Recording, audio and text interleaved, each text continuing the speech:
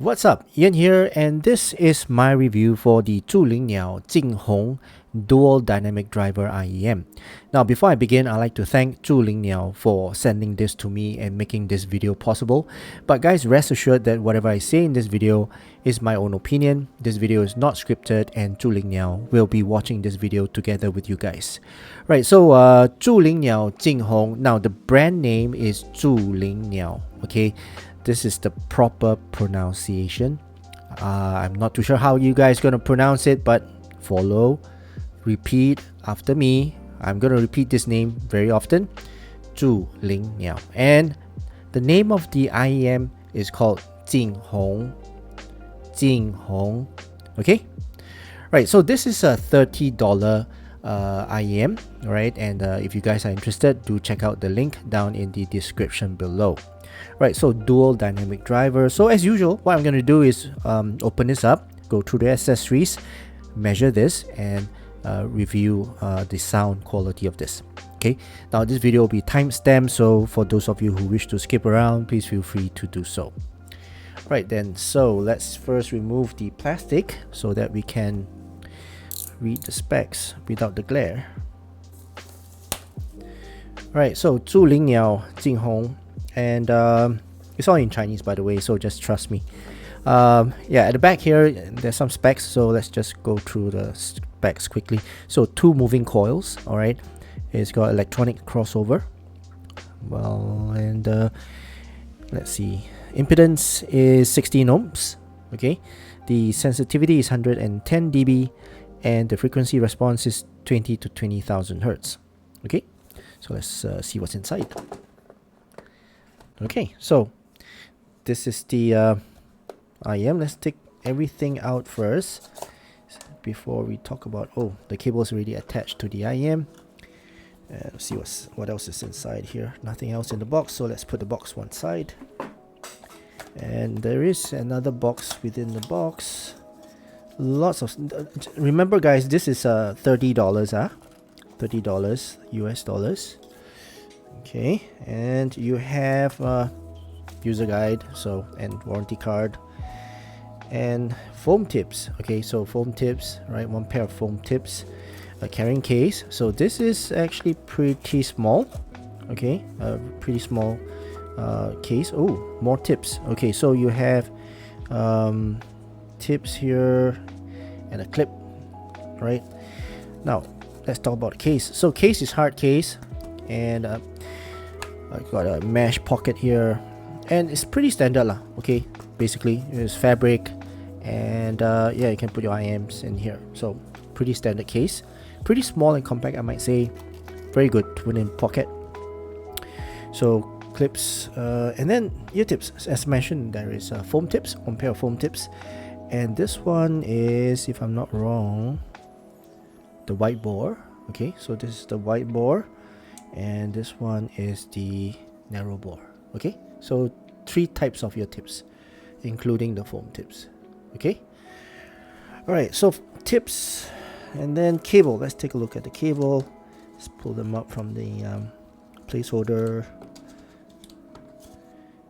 and this is the cable. So cable is a single core cable, just like, you know, those moondrop cables, and not braided at all. So yeah, pretty modern cable. Let's see if I can open this up. Okay, so yeah, single core cable, terminated with the 3.5, a straight type 3.5 headphone jack. The cable is a bit rubbery, it's a bit grippy, it grips to my skin. Okay, oh, okay, so you got a Y splitter and a chin slider, plastic one, and you've got a microphone. Okay, so it comes with a microphone, with the volume rocker, and this is the ear hooks. Ear hooks is pretty soft, nice and soft, and the connector is MMCX. Okay, MMCX. Now let's take a look at the IEM. It's got this marble faceplate. Wow. Okay, so this is a marble faceplate. Okay, as you can see, and yeah, it's a pretty unique looking. Well, I mean, the shape of it is pretty standard, but in terms of the look of it, and look at how clear this shell is. everything is transparent. I can see the smaller DD and the larger DD. So as I mentioned, this is dual dynamic driver, and yeah, it's very clear. You can see everything inside. The crossover, can I see the crossover? Yeah, it's somewhere there. I think it's hidden by the face. Oh no, crossover is here. Can you see that? Oh, nice. So everything's transparent. You can see nozzle is a bit wide with metal mesh or perforated metal. It's not mesh. So yeah, pretty nice shape, nice design. I like this design, and looks, well, very traditional Chinese marble look. I like it. Yeah. Okay, so what I'm going to do now, I'm going to take out my measuring rig and let's see how they look like on the graph. So be right back. Okay, so I'm back, and as you can see, I brought out my measuring rig, and this time I've made some changes, right? I think one of you have mentioned that this sound card here, which is provided by the coupler manufacturer or the seller, is actually not very good in terms of the DAC in here. So I am using an external DAC, which is this M15 for my output, okay, and my input in terms of this coupler is still this sound card here. So it, well, in terms of mic, it doesn't matter in terms of the DAC, but the output is now going through this M15, which is a better DAC. So let's see how it goes. Okay, so yeah, let's I've already calibrated everything, right? So I have the JingHong here with me, right? Again, Zhulinniao, right? The brand name is Zhulinniao, and the name of this IM is JingHong. Okay, so I have the left side here with me, as you can see. Let's put it in the coupler. Okay. All right. So let's go to the computer. All right. So first, let's give it the name, right? So Zhulinniao JingHong. Let's check the levels first. 88 dB. All right, very good. Let's see how it graphs. This is the left side.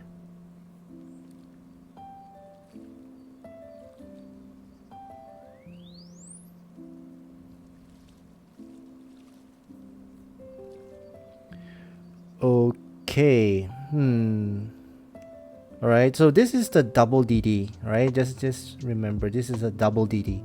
Right, so this is how the left side looks. Okay, let's take the left side out from the coupler, and let's put in the right side. Okay, so this is the right side. All right, so let's go back to the computer. First, check the levels. 88 dB, very good. Let's begin.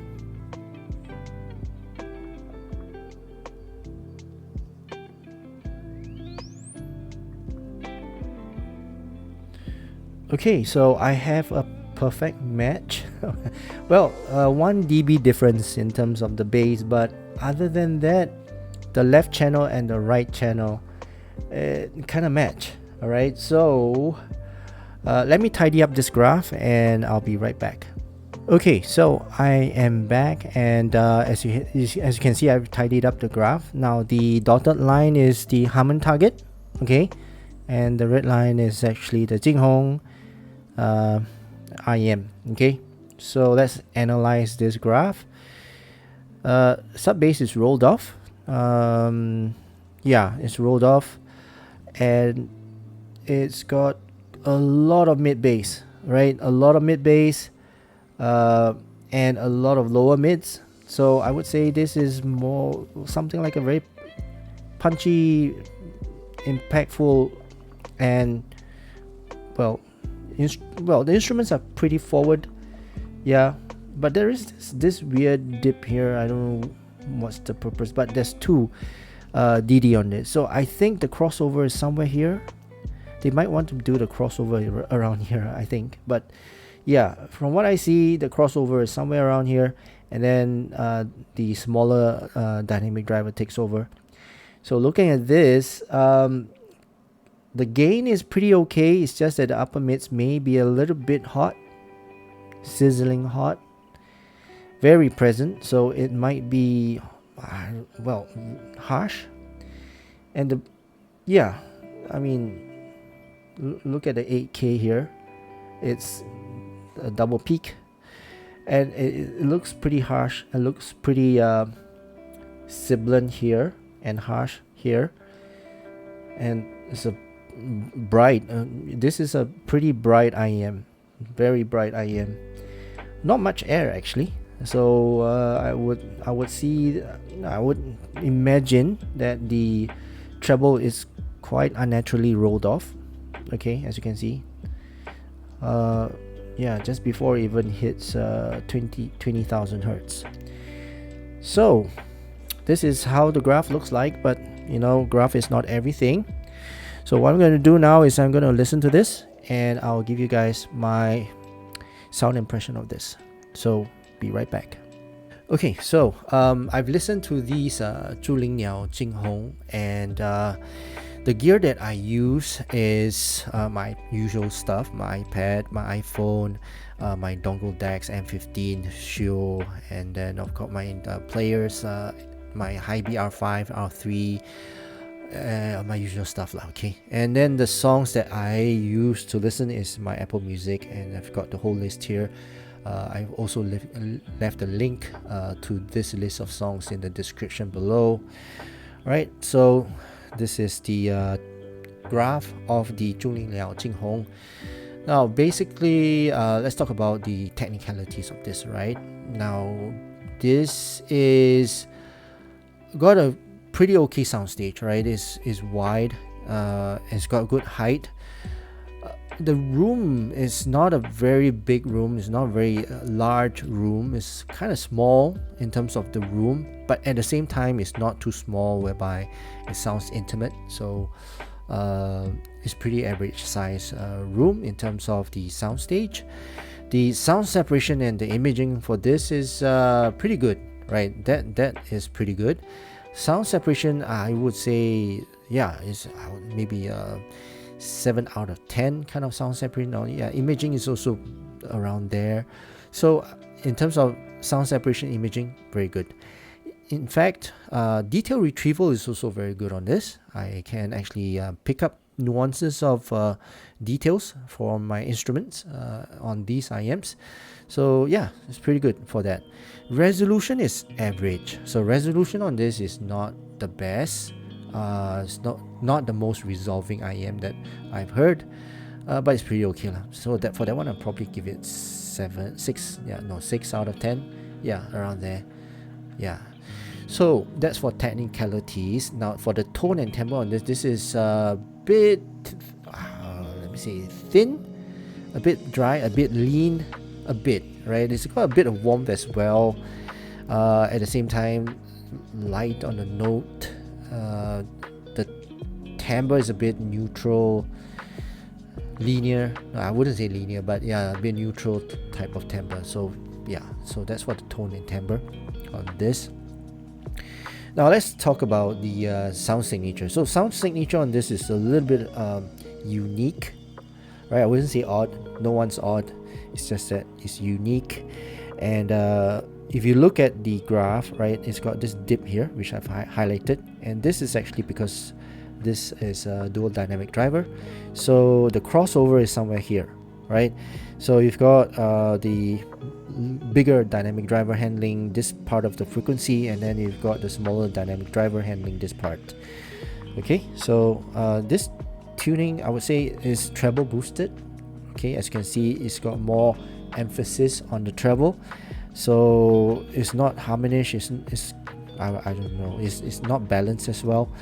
So it's kind of unique, right, in terms of the sound signature. All right.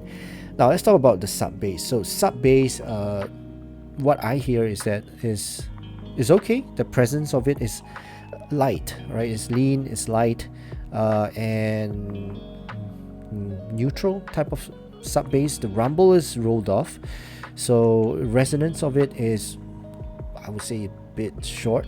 Okay, so yeah, so it's not a bass hit IEM, definitely, right? So for bass hits, right, this is definitely not for you. But yeah, so the sub bass is rolled off. and in terms of note weight, is a bit on the lighter side. Mid bass, on the other hand, is bloated, right? As you can see, is kind of a hump here. So what I hear is that it's got a bloated mid bass, basically for kick drums, bass guitars. They sound a bit too much, right? A bit too much. So, but it's got, well, the impact and the punch is overwhelming at times, depending on what tracks that you listen to. But it is a lot of mid bass, so to a point whereby it sounds quite unnatural, all right. To be frank, some of the instruments which I listen to, they shouldn't sound so heavy, but they do. Okay, right. So that's for the mid bass and the lower mids. Right, let's talk about the mids, like lower mids and the upper mids. So in general, the mids is kind of recessed. At the same time, it's got that weird presence in the lower mids, if you see here. And because the crossover is somewhere in the mids or in the middle, I can hear a bit of contrasting mixture of sound, right? I'm not saying that the two drivers are not coherent, they are, but it's just that it's got two different texture to the mids, right? Especially instruments. So instruments are all in the mids, right?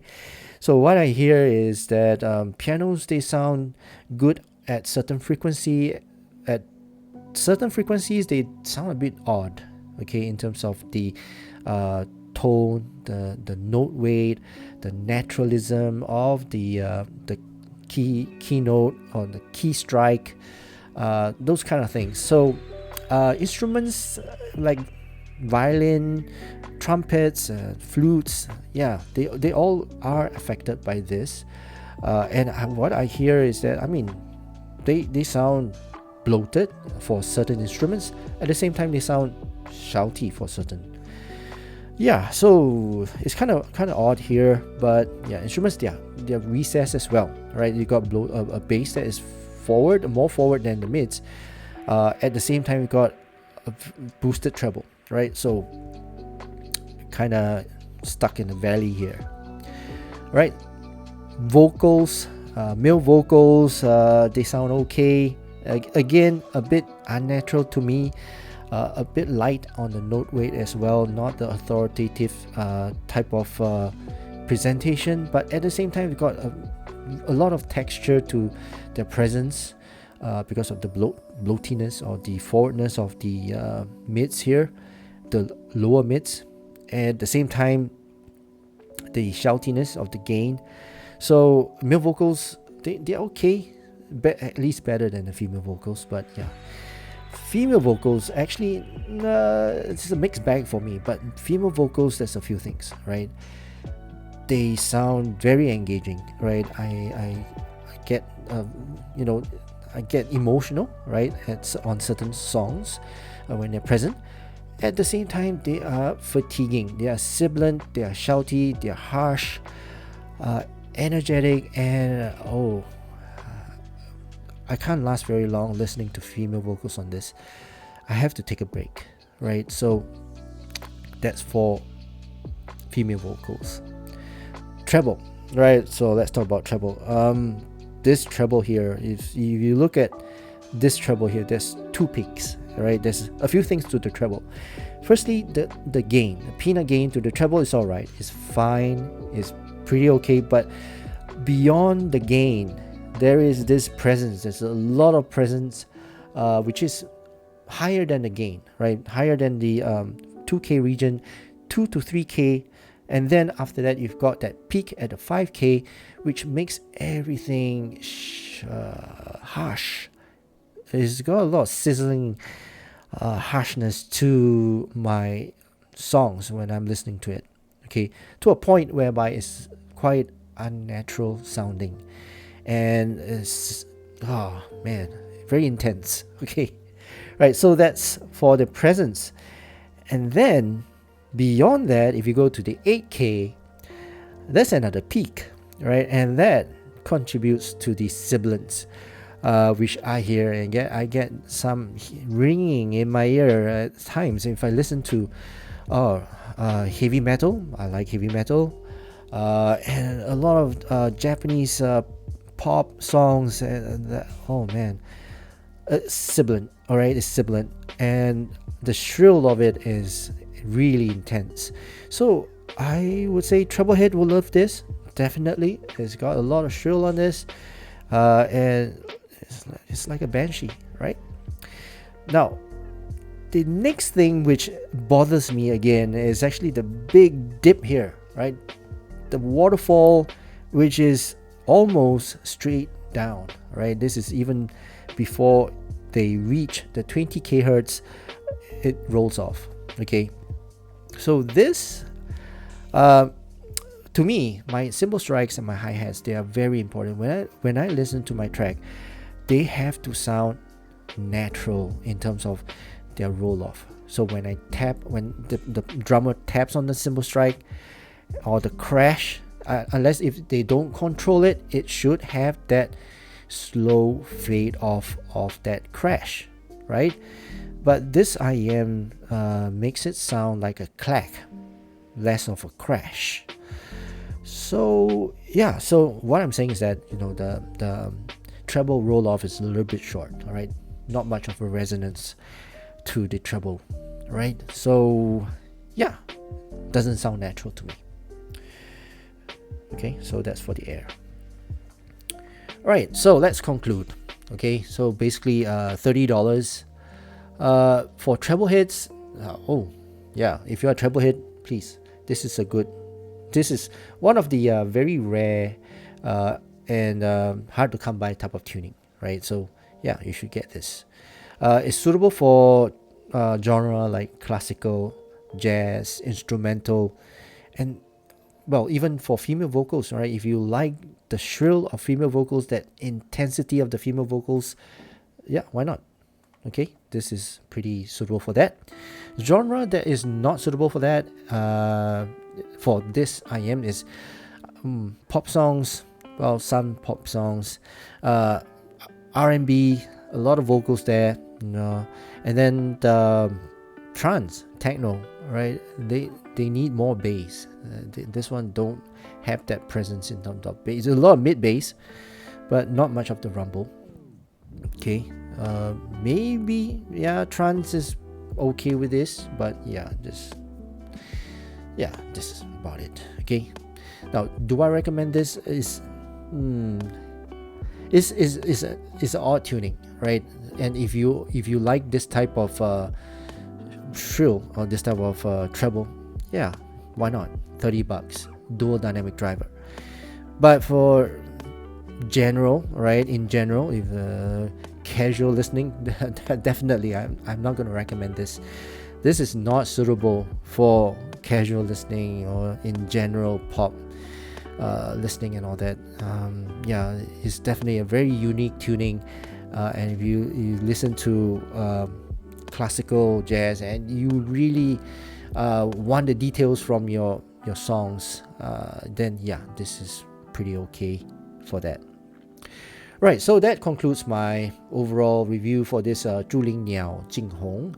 I hope you guys enjoyed watching this video, and if you did, please give this video a thumbs up, and please don't forget to subscribe to my channel. Alright, so that's it for now. Thank you so much. I hope you guys have a great day ahead, and I'll see you again in my next video. Cheers.